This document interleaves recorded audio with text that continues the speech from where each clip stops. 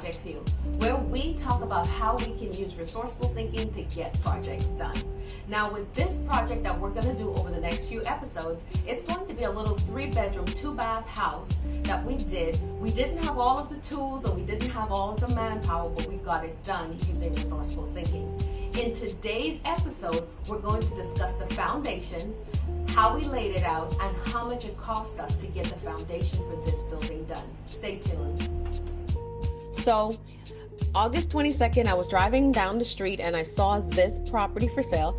I got the property and it was 150 feet deep and 100 feet wide. I split it into 2 sections. So the part that we built this building on was 51 feet wide and 150 feet deep. So the $4,500 was for the total lot for all 2 of the, like the whole entire thing. And we closed on October 31st. Right around that same time, I submitted for the building permits and things like that, got the building permits back, and then we were able to start. So this here is a combination of the floor framing plan and the spot footing plan. So the red circle is showing you the spot footings, and we have 12 of them on this particular layout. They are going to be 2 feet by 2 feet and 1 foot deep when we're digging them. We made the holes 2 feet wide by 2 feet wide and 12 inches deep. And then we only used a pickaxe, a shovel, and good old elbow grease. We got them done. I think there were 12 holes total, but we got them all done. Thanks be to God.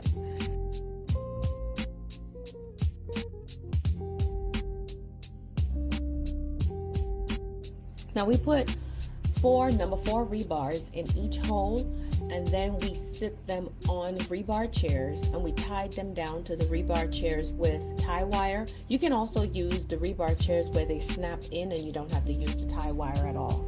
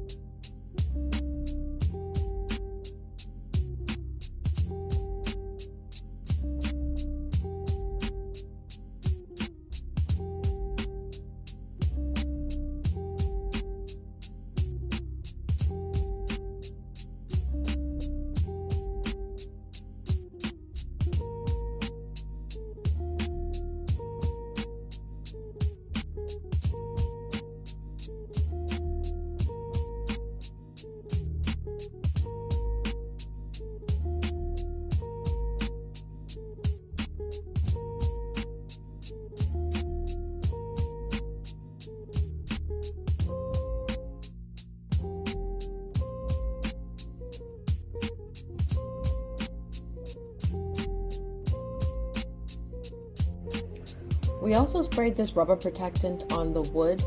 This was easiest for us to do, so that's why we did it that way, but I'm sure there are millions of ways you can do this part.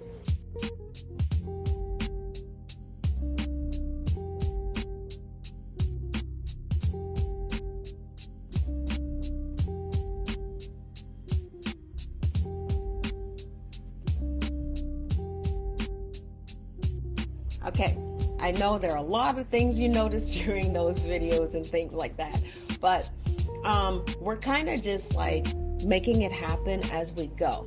So I know you didn't see any tractors digging the holes or anything like that. We do not have heavy equipment at this time. So we used a pickaxe, a shovel to dig the holes, and we used like my nephew's muscles and stuff like that. Yeah, we used that to dig the holes. We used a reciprocating saw to cut the posts to the height we needed them to. We used a drill to put the holes in where the bolts were going to go through those anchors that were in the concrete. And we also use a portable concrete mixer to help us mix the bags with the concrete. Now, we do not have water on this site, so we brought in a 55-gallon drum with a little manual pump attached to it, and that's how we got water onto the site to mix the concrete. And then we use a lot of good old elbow grease. I mean, yeah, to bring the water in and all of that stuff. We used a lot of energy to get this far. And so far, you see it's only $1,360 that we're in the project this far to get the posts up. Now, where it says digging, I have a zero there. And I'll tell you, that's because when my nephew and I first negotiated him working on this project, he is going to get paid at the end of the project when we sell the project. You're going to see that when we get to the end. But $0 for the holes because he didn't charge me to dig the holes. And the labor for mixing the concrete and all of that stuff, all of that was $0 just because he and I have an agreement and he's going to get paid at the end of the project when I actually get the money from selling this project. And the bags of concrete was about $400. The rebars was $110. The anchor bolts were about $700, and that's for the anchors and the bolts that go in the anchors through the 6x6 columns. The 6x6 columns were about $150. So that there gives us a grand total of $1,360 to get to this stage of the project. So whether you're a seasoned contractor or you're a DIYer, you can use some of the tricks and tips that we use to get projects done when we don't have the equipment or the manpower. That's all for today's episode, but tune into next week's episode where we'll be talking about the floor framing and how much it costs us to get that part of the project done. So just remember, you might not have everything, but you can use resourceful thinking to get something done. Until next time, take care and God bless.